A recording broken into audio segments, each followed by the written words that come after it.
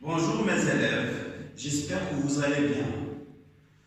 Comme vous le savez, avant de commencer justement la leçon, comme vous le savez, il y a une maladie qui s'appelle Corona, qui se propage à l'échelle mondiale. Donc, je tiens, avant de commencer la leçon, à vous donner quelques conseils. Donc, ne sortez pas de chez vous parce qu'il ne s'agit pas des vacances. On n'est pas en vacances justement. On est chez soi à la maison parce que, comme je vous l'avais dit, il y a une maladie qui se propage un peu partout. Restez chez vous à la maison. On va essayer un petit peu de vous envoyer donc, le nécessaire des leçons via WhatsApp. Donc vous restez chez vous à la maison et n'oubliez pas surtout de vous laver les mains à chaque fois. Donc, on commence notre leçon. La leçon d'aujourd'hui, c'est la leçon, comme vous le constatez, grammaire. C'est la grammaire. Unité 8. Donc la vie à la campagne toujours.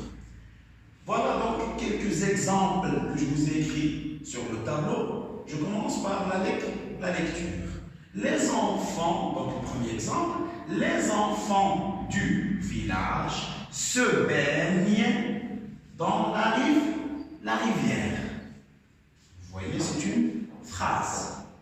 La définition qu'on a déjà donnée à la phrase, c'est un ensemble de mots. Donc vous voyez qu'il s'agit d'un ensemble de mots, un groupe de mots, qui commence par une majuscule, qui se termine par un point et qui a un sens. Donc c'est une phrase. Cette phrase, elle est divisée, comme je vous l'ai déjà expliqué, en deux parties. On a les enfants du village. C'est quoi les enfants du village? C'est le groupe nominal. Il y a le groupe nominal sujet. Se baigner. On sait bien que le groupe nominal, c'est quoi le groupe nominal? Sa fonction, c'est lui qui fait l'action. L'action dans cette phrase, c'est se baigner. Donc, c'est un verbe. Se baigner, c'est le verbe, c'est un verbe pronominal, puisqu'on a le pronom réfléchi. Donc, cette partie qui se compose du verbe, ce qu'il y a donc tout ce qui vient après le verbe, on l'appelle le groupe verbal.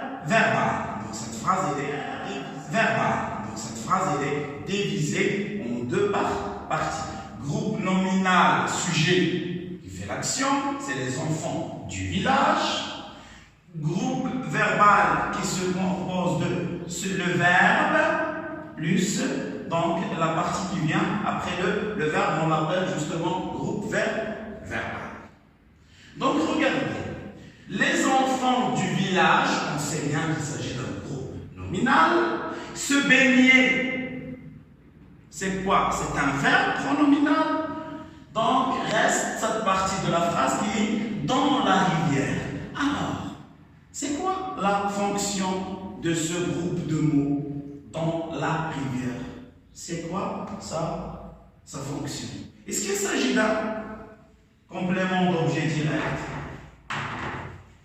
Est-ce qu'il s'agit d'un complément d'objet direct?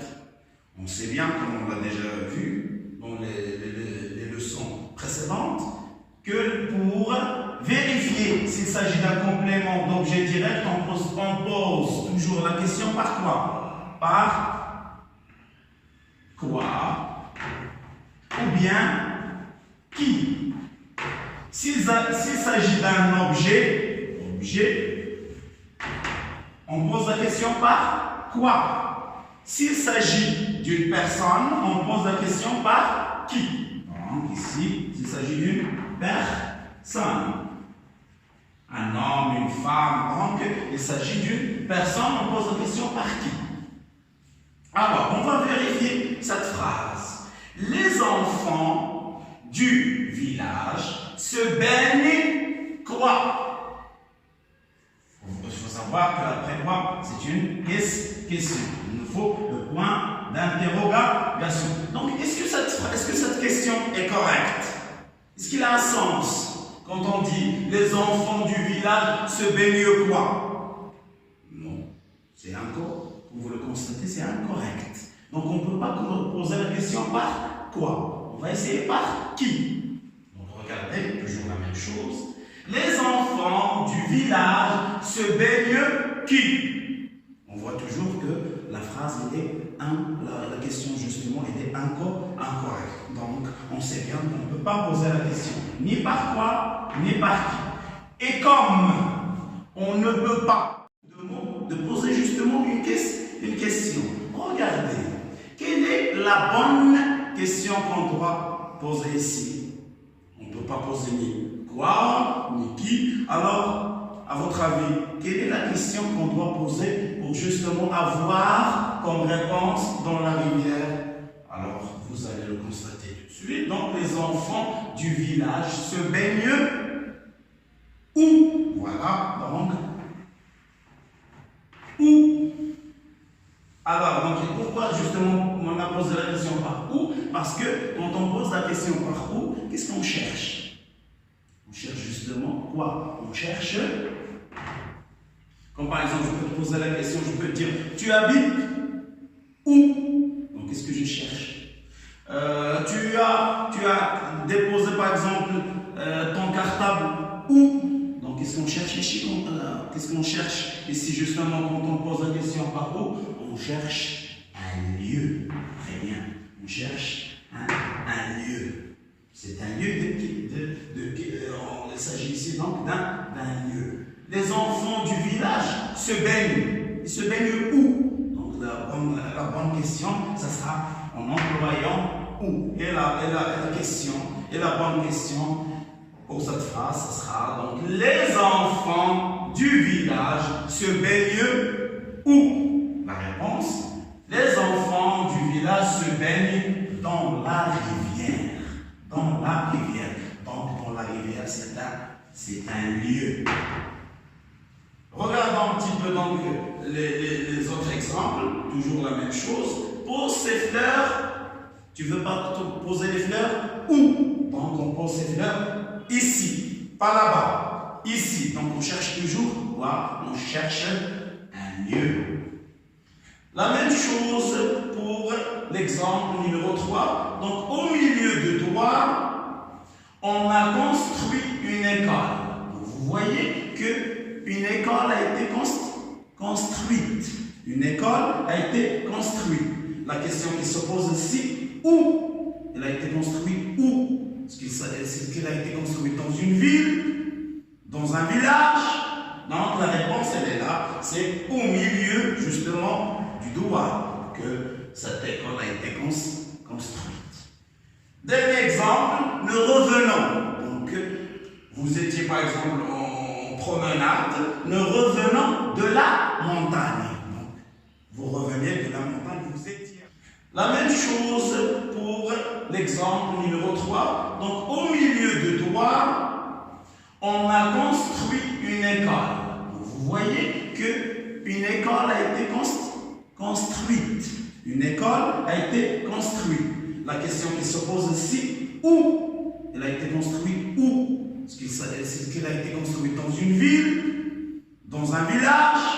Donc la réponse, elle est là. C'est au milieu, justement, du doigt que cette école a été construite. Dernier exemple, nous revenons. Donc, vous étiez par exemple en promenade, nous revenons de la montagne. Donc, vous reveniez de la montagne, vous étiez toujours, c'est un lieu. Donc, vous le constatez bien que notre leçon d'aujourd'hui, c'est quoi? C'est le complément circonstanciel de quoi? Justement, de lieu. C'est un complément circonstanciel de lieu. Le complément circonstanciel de lieu qui nous donne des informations sur le lieu. Et regardez, c'est le plus important dans cette phrase à signaler, c'est quoi? Ce complément circonstanciel, si on l'enlève, si on retire donc le complément circonstanciel de la phrase, on va dire les enfants du village se baignent. Est-ce que cette phrase a un sens quand on enlève le complément circonstanciel? Bien sûr qu'il a un sens. Okay. Et on peut dire seulement les enfants du village se baignent. Le complément circonstanciel de lieu vient pour se compléter ou bien nous donner plus d'informations. Ils se baignent où? Ils se baignent dans la rivière, pas dans le fleuve, pas dans la mer, surtout dans la rivière, pour nous donner plus d'informations. Mais si on le retire, si on le lève, donc la phrase reste toujours correcte. Au contraire du complément d'objet direct, comme on l'a déjà dit. Le complément d'objet direct, on ne peut pas le retirer. On ne peut pas, donc la phrase sans complément d'objet n'est pas une phrase. Elle est dispensable. Donc on doit le mettre, elle est obligatoire. Le complément d'objet direct, elle est obligatoire. Le complément d'objet direct, elle est obligatoire. Au contraire, le complément circonstanciel de lieu n'est pas obligatoire. On peut le retirer de la phrase sans toucher donc au sens. Donc vous voyez ça, c'est la leçon d'aujourd'hui, le complément circonstanciel de lieu. Je vais vous envoyer donc la règle. Je retiens, vous allez écrire sur vos cahiers, donc je vais l'envoyer, ça sera au-dessous de cette vidéo. Je vais vous envoyer, je retiens, et aussi je vais vous envoyer quelques exercices que vous devez donc les faire, et vous me renvoyez donc les exercices, comme ça on va faire la correction. Et merci pour votre attention. À la prochaine séance, Inch'Allah.